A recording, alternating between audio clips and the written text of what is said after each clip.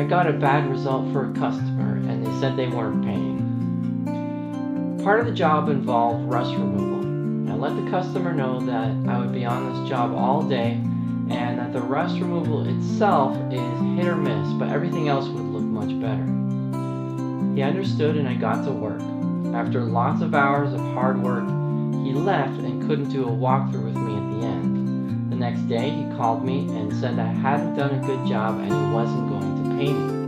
I came back at the next opportunity, and the thing is, rust will clean, but it can leave the remaining area looking darker around it. I did the best I could and the customer did end up paying me.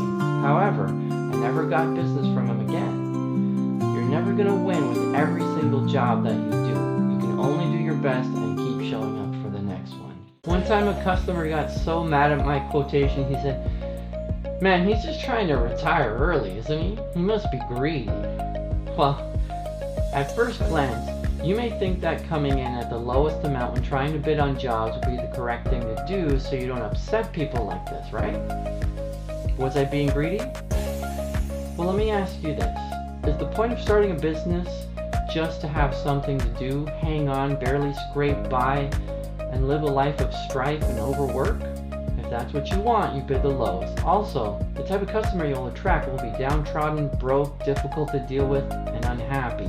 But if you dedicate yourself to providing the highest quality service possible and deliver it quickly, you can charge the wealthy a high amount and they will be able to pay. After all, that's why they are wealthy in the first place, to pay for the best. And you can become wealthier in the process as well. So I actually charged someone too much money to clean one time. I received a call from a repeat customer and they asked me if I could come by and do a roof cleaning for them as soon as possible.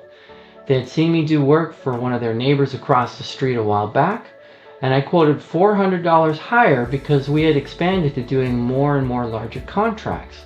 And the more we do cleaning white tile roofs, which takes a whole truck and crew that might be off on more profitable jobs making $2,000 to $3,000 a day, the more money we lose. I didn't tell the customer this. I just let her know that we expanded a lot. We're now 4 staff, insurance for all those staff, much higher marketing, salaries, equipment maintenance, which brings our price higher. All of which is perfectly true. I have yet to hear back from the customer. If we do get the job, good for us. If we don't get the job, good for us. How to break a pressure washer. Do you know what happens when you run a pressure washing pump without water? Water is meant to be the lubricant for the interior gears and mechanisms of a pump, as well as keep the pump from overheating and the seals from breaking.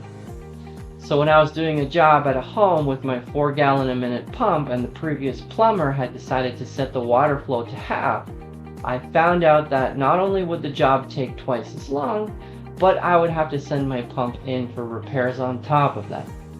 So if you're running from a water line or from a tank, always make sure you have water going to the pump no matter what. Alright, so what is the bare bones pressure washing starting equipment list? So if you're going to start a pressure washing business tomorrow, what would you actually need?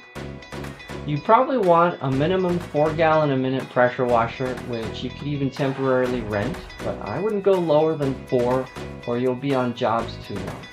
Make sure it comes with the tips, then get a high pressure hose. Normally 200 feet should be enough to get you started on residential. Then make sure you have a gun to shoot the water, a surface cleaner, a garden hose, and some bleach. Find yourself some friends and family to clean for, and you're off to the races.